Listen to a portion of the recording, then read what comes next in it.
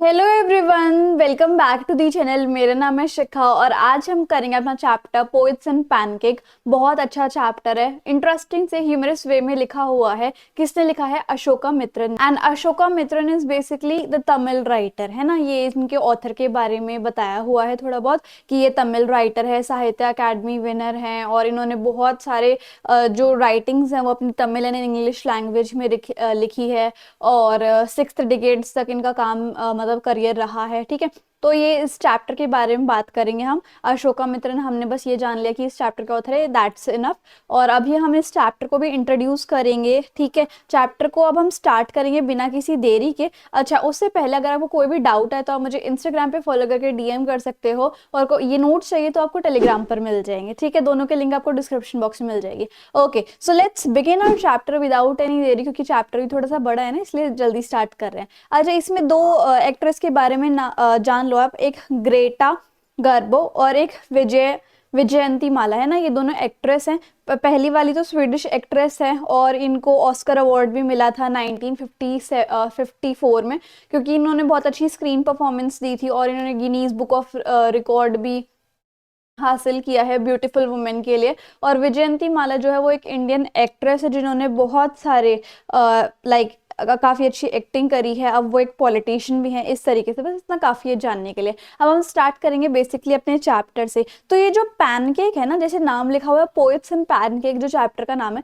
ये जो पैनकेक है वो बेसिकली वो है एक मेकअप का ब्रांड कह लो, वो है ना। तो ये pancake is basically the makeup brand. और एक जेमिनी स्टूडियो है जो कि मद्रास चेन्नई में है ना। और जेमिनी स्टूडियो में बहुत सारी साउथ इंडियन तमिल से रिलेटेड मूवीज बना करती है उन स्टूडियोज में। और वो जो जेमिनी स्टूडियो था वो पोएट्स एंड पैनकेक नाम का बेसिकली एक मेकअप ब्रांड यूज करता था, जिसमें वो बहुत सारी एक्ट्रेस वगैरह को लाइक बहुत सारा मेकअप कर दिया करता। तो basically pancake is a makeup brand, है ना। और उसके बारे में ये बताया हुआ है कि जैसे पहले के टाइम पे, मतलब इसके टाइम पे जब इंडिया को इंडिपेंडेंस मिली, ये चैप्टर बेसिकली तब का है जब इंडिया को इंडिपेंडेंस मिली थी, एट द इन्फेंसी स्टेज, है ना। तब के टाइम में जो फिल्म्स होती थी वो ज्यादातर 95% इंडोर शूट हुआ करती, मतलब कहीं भी सेटअप के अंदर, और 5% आउटसाइड शूट हुआ करती। तो कैमरे पे अच्छा दिखने के लिए या फिर बेटर दिखने के लिए काफी सारा मेकअप लेप दिया जाता था एक्ट्रेस और एक्टर के मुंह पे, है ना। तो इसलिए जेमिनी स्टूडियो के अंदर एक काफी अच्छा मेकअप डिपार्टमेंट था, जिसके अंदर 5-7 ऐसे बड़े बड़े मिरर्स लगे रहते थे, काफी बड़े बड़े, जिसकी यहाँ पे लाइट्स भी लगी रहती थी, जो कि काफी डिस्कम्फर्टिंग थी जो मेकअप कराते थे। तो ऐसा कुछ चैप्टर है, तो अब हम उसके बारे में पढ़ेंगे। और पोइट्स के बारे में भी है, काफी सारे पोइट भी आएंगे इस चैप्टर में। तो ये जो वर्ड पैनकेक है, ये पोइट एंड पैनकेक में जो आप देखते हो, ये एक मेकअप ब्रांड है जो कि जेमिनी स्टूडियो में यूज किया जाता है और ये बहुत लार्ज अमाउंट में यूज किया जाता है। ये मेकअप ब्रांड बहुत पॉपुलर है, काफी सारे सेलिब्रिटी जैसे मिस गोहर, ग्रेटा गैर्बो और विजयंती माला इसको यूज करते हैं। राइटर कहते हैं एक दो जो दूसरी एक्ट्रेस है जैसे कि रति अग्निहोत्री, उन्होंने तो इस मेकअप ब्रांड का नाम भी नहीं सुना होगा, क्योंकि उन्होंने इंडस्ट्री में बाद में कदम रखे अपने, और तब तक ये ब्रांड जो था वो यूज में नहीं आने लग गया था। तो जेमिनी स्टूडियो जो है ना, बेसिकली उसका जो मेकअप रूम है, जेमिनी स्टूडियो का जो मेकअप रूम है, वो बिल्डिंग के सबसे हायर लेवल के फ्लोर पे सिचुएटेड था। और माना जाता है कि उस फ्लोर पे रॉबर्ट क्लाइव रहते थे, जो ब्रिटिशर्स के थे, है ना। रॉबर्ट क्लाइव वगैरह रहते थे। और यहाँ पर मेकअप जो रूम था उसके अंदर 6-7 बड़े बड़े मिरर्स लगे रहते थे, जिसके मिरर के आसपास मतलब चारों ओर 6-7 बल्ब थे। और इतनी ज्यादा ब्राइट लाइट आती थी उसके अंदर से कि वो थोड़ा बहुत डिस्कम्फर्टिंग लगता था जो लोग मेकअप कराते थे। पहले उस मेकअप स्टूडियो को कोई बंगाली संभालते थे। और उसके बाद जो मेकअप स्टूडियो वो किसके द्वारा सुपरवाइज करने लग गए थे? एक महाराष्ट्रियन द्वारा, जिनको असिस्ट किया जाता था दरबार कनाडिया के द्वारा, फिर एक आंध्रा के द्वारा, फिर एक Madras Indian Christian, and then an Anglo Burmese और कुछ लोकल यूजुअल तमिल्स। तो बेसिकली सबसे पहले स्टार्टिंग मेकअप स्टूडियो को संभालने की एक बंगाली ने की थी, उसके बाद इन सब ने सुपरवाइज किया था। तो क्योंकि इतने सारे कल्चर के लोग उस मेकअप स्टूडियो को संभालते गए एक के बाद एक, तो मेकअप स्टूडियो जो है वो एक नेशनल इंटीग्रेशन सिनेरियो बन गया था कि इंडिपेंडेंस मिलने के बाद काफी सारे कल्चर्स और रिलीजन के लोग यहाँ पर साथ साथ काम करते थे। तो इसलिए मेकअप जो स्टूडियो है वो नेशनल इंटीग्रेशन का बन गया था, है ना। उसके बाद ऑथर ये बताते हैं कि यहाँ पर बहुत सारे नेशनल जो लोग हैं वो आसपास मिलते थे, और मतलब सारे के सारे रिलीजन और रिलीजन के लोग, कल्चर के लोग साथ साथ आते थे मेकअप स्टूडियो में, और एक सिंपल लुकिंग इंडिविजुअल को ना काफी ज्यादा अजीब सा बना देते थे, पैनकेक के प्रोडक्ट्स लगा के, लोशन वगैरह लगा के। उस टाइम पे 5% मूवीज जो है, जैसे मैंने आपको बताया कि बाहर शूट होती थी और बाकी सारी तो इंडोर शूट होती थी, तो इसलिए बेटर यही रहता था कि उस इंसान को थोड़ा प्रेजेंटेबल बना दे इस तरीके से, है ना।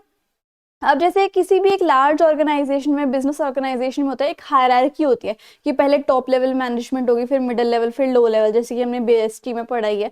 तो वैसे ही मेकअप स्टूडियो में भी एक हायरार्की थी। उस हायरार्की में सबसे पहले आते हैं चीफ मेकअप, जो कि एक्टर और एक्ट्रेस को अगली बनाते हैं। फिर आते हैं सीनियर असिस्टेंट, जो कि सेकंड हीरो और हीरोइन होते हैं।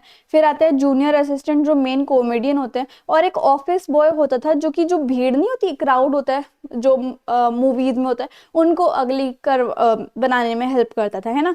और इवन एवरी ब्लैमिश, अब ये जो पूरा आइडिया था वो क्या करता था, फेस पे कोई भी दाग हो, कोई भी धब्बा हो, उसको कवर तक करना है ताकि स्क्रीन पे बहुत अच्छा दिखाया जाए, है ना। अब ऑफिस बॉय भी था एक मेकअप स्टूडियो में। वो बेसिकली एक बॉय नहीं था, वो एक मैन था जो कि 40s, अर्ली 40s में था। और उसका भी एक बहुत अच्छा सपना था कि मुझे भी एक दिन एक्टर बनना है। उसका एक्टर बनना है, स्क्रीन राइटर बनना है, डायरेक्टर बनना है, लिरिसिस्ट बनना है। बट वो बेसिकली कहाँ पर काम करता था, मेकअप डिपार्टमेंट में, है ना। अब जो राइटर है इस मतलब उसके चैप्टर के, अशोका मित्रन, उनका क्या काम था जेमिनी स्टूडियो में कि न्यूज़पेपर की क्लिपिंग्स को, बहुत सारे न्यूज़ वगैरह उनको काटनी है और उसमें लगानी है, मतलब किसी फाइल में लिखनी है। कभी कभी तो हेडिंग्स या फिर न्यूज़ वगैरह अपने हाथों से भी लिखनी है ना। तो उनको एक रूम दिया गया था, स्मॉल एरिया रूम में दिया गया था, जिस रूम के अंदर फ्रेंच विंडोज लगी हुई थी। और फ्रेंच विंडोज की मतलब दोनों sides, on the two sides, room के दोनों साइड्स पे फ्रेंच विंडो लगी हुई थी। तो जैसे फ्रेंच विंडो लगी हुई थी, तो जैसे उनका जॉब थी कि बस न्यूज़पेपर की कटिंग्स वगैरह काटनी है, चिपकानी, कुछ हाथ से लिखनी है। तो लोगों को लगता था कि इसकी तो जॉब ऐसी एरी गेरी नुथु खैरी है ना। और उनके जो बॉस भी यही सोचते थे कि ये तो कुछ ज्यादा कुछ खास काम नहीं करता, तो लोग उन्हें लेक्चर करते थे कि यार तू कुछ ढंग का काम कर ले, इस टाइप से, है ना। तो सोचते थे। Even the office boy, even जो ऑफिस बॉय होते थे वो भी अपने जो दिल की भड़ास है वो निकालते थे अशोका मित्रन के आगे। वो कहते थे कि मैं तो एक बहुत बड़ा एक्टर बनना चाहता था, लिरिसिस्ट बनना चाहता था, ये बनना चाहता था, वो बनना चाहता था, लेकिन मेरे को तो कोई मौका ही नहीं मिलता, कोई अपॉर्चुनिटी ही नहीं मिल रही। और अशोका मित्रन को काफी सारी अपनी दिल की बात बताते थे। तो अशोका मित्रन सोचते थे कि यार जल्दी से जल्दी कोई क्राउड आ जाए और ये उसके मेकअप में लग जाए, ये ऑफिस बॉय, और मेरा पीछा इसे छूटे, इसकी स्टोरी से छूटे, मैं पक गया हूँ उसकी स्टोरी सुन सुन के, इस तरीके से, है ना। सो जो बॉय था मेकअप डिपार्टमेंट में, जो ऑफिस बॉय कहते हैं हम, वो एक इंसान से जलता था। और वो किससे जलता था, कोठा मंगलम सुब्बू से। सुब्बू जो है वो एक ब्राह्मण बॉय था, और बेसिकली उसको बहुत ज्यादा प्रिविलेज मिलता था अपने जेमिनी स्टूडियो के बॉस से। जेमिनी स्टूडियो के बॉस का नाम क्या था, एस वसन, ठीक है। तो इस तरीके से, अब क्योंकि वो ब्राह्मण था लेकिन बहुत कम पढ़ा लिखा था, और वो इस लाइन में घुसते ही उसको काफी ज्यादा तरक्की देखने को मिली, है ना। ब्राह्मण की वजह से उसे काफी ज्यादा अपॉर्चुनिटीज मिलने लग गई, जिसकी वजह से ऑफिस बॉय को लगता था कि इसको इसको तो पढ़ना भी कम आता है, ये मुझसे कम काबिलियत भी रखता है, तब भी इतना सब कुछ इसको मिलता है, मतलब ये बॉस का फेवरेट है, इस वजह से वो इससे ज्यादा चिढ़ता था ऑफिस बॉय सुब्बू से, है ना। तो इस तरीके से उसके बाद सुब्बू के बारे में और बताया कि वो एक चीयरफुल मैन था, वो सभी को खुश रखता था, उसका एक हैप्पी फेस था। और इवन उसकी जो फिल्म थी वो अच्छा नहीं कर पाती थी परफॉर्म, तब भी वो काफी खुश रहता था, है ना। सुब्बू एक रिसोर्सफुल पर्सन था। अब थोड़ी बहुत इसकी क्वालिटीज के बारे में बात बताई जा रही है। वो हर चीज का काम कर लेता था, है ना। और वो बहुत ज्यादा लॉयल इंसान था, वो अपनी क्रिएटिविटी के लिए जाना जाता था। और बहुत कई लोग उसको रिकमेंड भी करते थे उसकी इतनी सारी क्वालिटीज की वजह से कि तो फिल्म मेकिंग के प्रोफेशन के लिए एकदम परफेक्ट फिट है ना। वो जो है एक काम को करने के लिए या फिर एक सीन को शूट करने के लिए 4 नहीं बल्कि 14 नए तरीके लेके आता था, है ना। जैसे फॉर एग्जाम्पल डायरेक्टर ने सुब्बू को बुलाया और कहा कि हमें एक सीन शूट करना है कि एक चूहे ने एक शेरनी को मार दिया, वो भी पानी के नीचे। तो सुब्बू जो है 4 की जगह 14 नए नए तरीके लेके आता था कि हम इसको कैसे शूट कर सकते हैं, है ना। और वो 1 मिनट में ही इतने सारे आइडियाज ले आता था, ठीक है। अब सुबू जो है काफ़ी ज़्यादा रिसोर्सफुल पर्सन था, मतलब काफ़ी काम में आने वाला क्रिएटिव पर्सन था। तो फिल्म मेकिंग जो है उसके बाएं हाथ का खेल था। जब भी उसके आसपास कोई भी होता था तब भी वो फिल्म मेकिंग बहुत आसानी से हो जाती थी। तो उसने खाली सुब्बू सुब्बू ने जेमिनी स्टूडियोज़ को बहुत अच्छी एक आइडेंटिटी प्रोवाइड करी थी। वो पोइट्री में काफ़ी ज़्यादा अच्छा था, है ना। अब क्योंकि वो इतने सारी चीज़ों में अच्छा था तो इसीलिए जो बॉस था वो उनके फेवरेट थे, सुबू जो है उनका फेवरेट था, ठीक है। तो इसलिए ऑफिस बॉय जो है वो थोड़ा जलता था, क्योंकि उसका भी सपना था कि वो ऐसे से काम करे सुब्बू जैसे, बट वो नहीं कर पाता था क्योंकि वो बॉस का इतना फेवरेट नहीं था। जबकि जो ऑफिस बॉय था वो बॉस के चक्कर काटता रहता था, है ना। अब उसने बहुत सारी स्टोरी पोएम्स भी लिखी हुई हैं सुब्बू ने, जैसे और एक नॉवल है थिलाना मोहन अम्बल, वो भी लिखा हुआ है। इसके अंदर काफ़ी अच्छे अच्छे कैरेक्टर्स हैं। और एक रिक्रिएशन भी की उसने, mood and the manner of devadasi, जो कि 20th सेंचुरी में थी, ठीक है। अब उसके बाद हम आते हैं नेक्स्ट पैराग्राफ में। इतनी सारी क्वालिटीज होने के बाद भी सुब्बू जो है वो एक रियलिस्टिक एक्टर है। पर सुब्बू जो था एक बहुत ही अच्छा रियलिस्टिक एक्टर था, लेकिन उसे ज़्यादा स्क्रीन पर आना इतना कुछ खास पसंद नहीं था। बट वो फिर भी मेन एक्टर से काफ़ी अच्छा परफॉर्म करता था। वो सभी को बहुत रिस्पेक्ट और अफेक्शन के साथ ट्रीट करता था, है ना। और सभी सभी लोग लाइक वो हर किसी को तो नहीं जानता था, बट सबको ये लगता था कि ये कुछ अपना ही इंसान है ना। और नरेटर ये सोचने लग जाता है, मतलब अशोका मित्रन, कि ऐसे भी इंसान के दुश्मन होंगे क्या, है ना। और उनको तो ये भी नहीं पता कि अगर ऐसे इंसान के दुश्मन होंगे भी तो आ, क्यों होंगे, मतलब किस वजह से होंगे, वो तो इतने अच्छे हैं। तो फिर वो सोचने लगे कि शायद सुब्बू की जो बॉन्डिंग है बॉस के साथ वो काफी ज्यादा अच्छी है, इसलिए वो काफी जलते होंगे लोग इससे, जैसे ऑफिस बॉय ही है ना। और क्या पता इसके पास इतने सारे टैलेंट है, इस वजह से लोग जो है इससे जलते हैं इस तरीके से। और कुछ ये बॉस की तारीफ वगैरह भी करता है ना। लेकिन जो ऑफिस बॉय है वो जो है सुब्बू के लिए बहुत अजीब अजीब चीजें विश करता है कि इसका ये हो जाए, इसका वो हो जाए, इस तरीके से, ठीक है। एंड जो सुब्बू है वो हमेशा ही बॉस के साथ मिलता था और वो हमेशा ही स्टोरी डिपार्टमेंट में काम करता। डिपार्टमेंट में स्टोरी डिपार्टमेंट में कौन कौन होते थे, पोइट्स होते थे, राइटर होते थे, और एक लॉयर भी होते थे। लॉयर को वैसे तो लीगल एडवाइजर वो लोग लीगल एडवाइजर रेफर करते थे, लेकिन वो लीगल एडवाइजर या फिर लॉयर से बिल्कुल ही डिफरेंट थे, है ना। क्योंकि एक बार ऐसा हुआ कि एक बार एक एक्ट्रेस ना बहुत गुस्से में आ गई थी। वो सेट पे अपने नखरे दिखाने लग गई और सभी नखरे दिखाने की वजह से सभी के लोग दंग रह गए कि ये कैसे बिहेव कर रही है इस तरीके से। तो उस लॉयर ने क्या किया, उस एक्ट्रेस की रिकॉर्डिंग कर ली, ठीक है। और उसके बाद जैसे ही उस एक्ट्रेस का गुस्सा उतरा तो फिर उस लॉयर ने वो रिकॉर्डिंग प्ले कर दी, जिसकी वजह से वो बहुत ही ज़्यादा शॉक हो गई। अब उसने देखा, वैसे तो उस एक्ट्रेस ने प्रोड्यूसर के खिलाफ कुछ बोला नहीं था, लेकिन उसकी जो टोन थी, उसका जो बात करने का तरीका था, उसकी वजह से वो बहुत ही ज़्यादा ट्रॉमा में आ गई कि ये मैंने कैसे नखरे कर दिए सेट पे। और वो कभी भी उससे रिकवर नहीं हो पाई। उसका करियर जो था वो बहुत ब्रिलियंट एक्टिंग करियर था, लेकिन उसका शॉर्ट, मतलब काफ़ी कम ही टाइम हुआ था उसे इस करियर में आए हुए, लेकिन वो वहीं पर ख़त्म हो गया किसी तरीके से। लीगल एडवाइज़र जो है वो इस चीज़ के लिए रिस्पॉन्सिबल है। हो जाता है किसी के साथ कि अगर कोई भी इंसान किसी भी चीज़ से उबर नहीं पाता, कोई ऐसा एक इंसिडेंट हो सकता है किसी के साथ, है ना। अब जो लॉयर है वो यूनिक क्लोथ्स पहनता था, जैसे कि धोती खादी के फैब्रिक से बनी हुई है। वैसे तो यूजुअली लोग वहाँ पे क्या पहनते थे उस टाइम पे, धोती जो कि खादी की बनी हुई थी और थोड़ी सी लंबे खाकी शर्ट, ओवर साइज, है ना।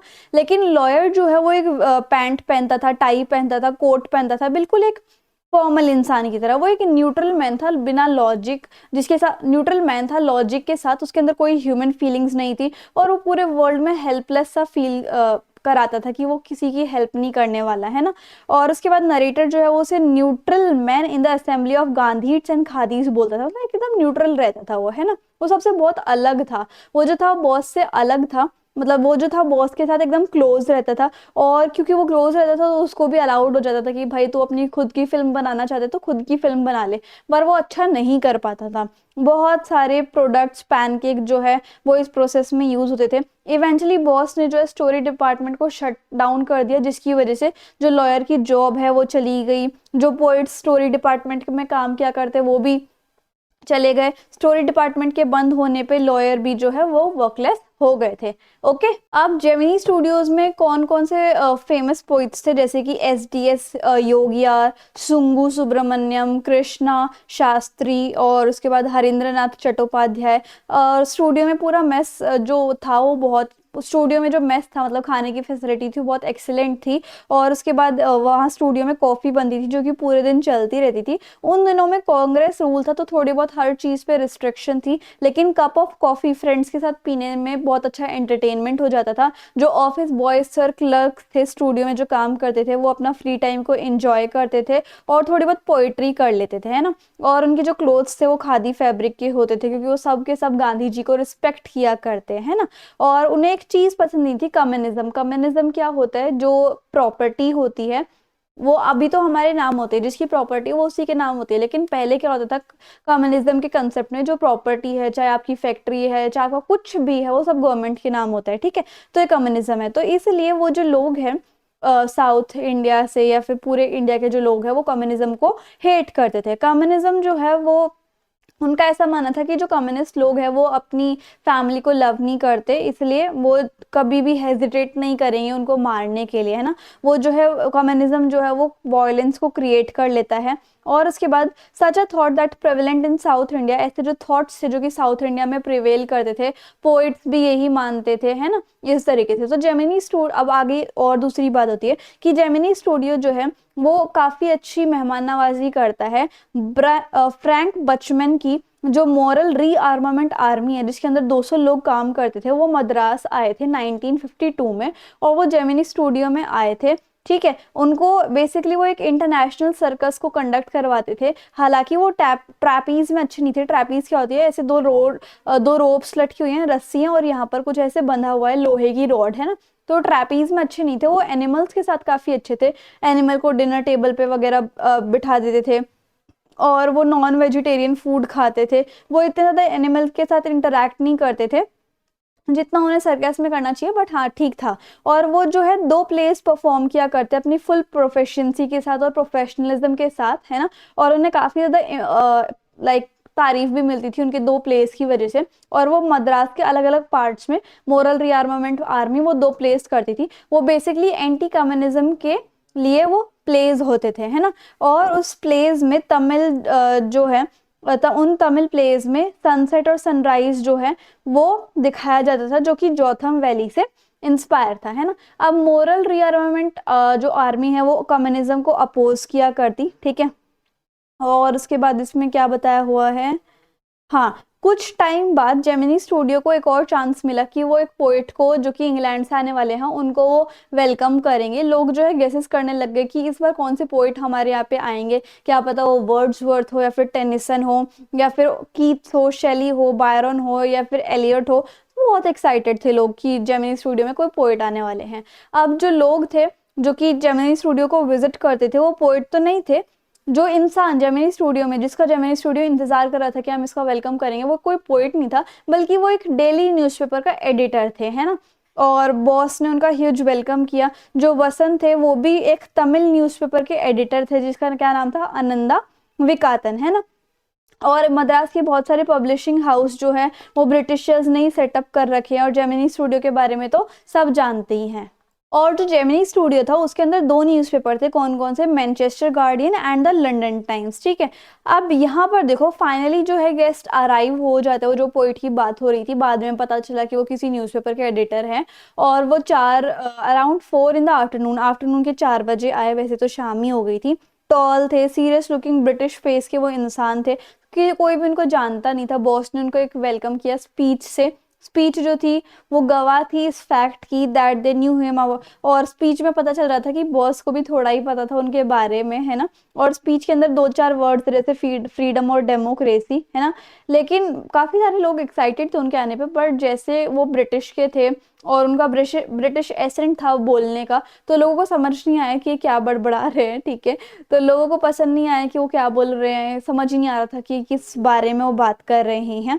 तो लोगों को ब्रिटिश पोइट का आना या फिर उनकी बातें सुनना कुछ खास मजा सा नहीं आया, क्योंकि उस टाइम पे ब्रिटिश पोइट्री या फिर इंग्लिश पोइट्री का टेस्ट किसी के लिए था नहीं। तो उनकी जो विजिट थी वो एक मिस्ट्री की तरह थी कि ये आए क्यों है यहाँ पर। तो अशोका मित्रन जो है वो ये मानते हैं, उसके बाद एक न्यू पैराग्राफ चेंज होता है। अशोका मित्रन ही मानते हैं कि राइटिंग जो है वो सिर्फ इंटेलिजेंट लोग नहीं कर पाते, बल्कि वो लोग कर पाते हैं जो पेशेंट है, जो हार्ड वर्किंग है, और कोई अगर किसी को रिजेक्शन भी मिल जाता है तो उससे टूटे ना, बल्कि लेंदी लेंदी राइटिंग्स लिखता रहे, एडिटर को मेल करता रहे और अपनी एक स्टैम्प पन वाले एनवेलप पे लगा दे, है ना। और उसके बाद ऐसे राइटर्स के लिए जो मतलब लेंदी लेंदी पोइट्स लाइक रिटन वर्क करते हैं, वो उनके लिए एक शॉर्ट स्टोरी कॉन्टेस्ट होता है। कौन ऑर्गेनाइज करता है? ब्रिटिश पब्लिकेशन, जिसका नाम क्या होता है? द एनकाउंटर, मतलब एक ये न्यूज़पेपर होता है, ठीक है। तो उसने वो एक शॉर्ट स्टोरी कॉन्टेस्ट को ऑर्गेनाइज करा रहा होता है। अशोका मित्रन भी इस चीज़ के बारे में जानना चाहते थे कि ये कैसा क्या है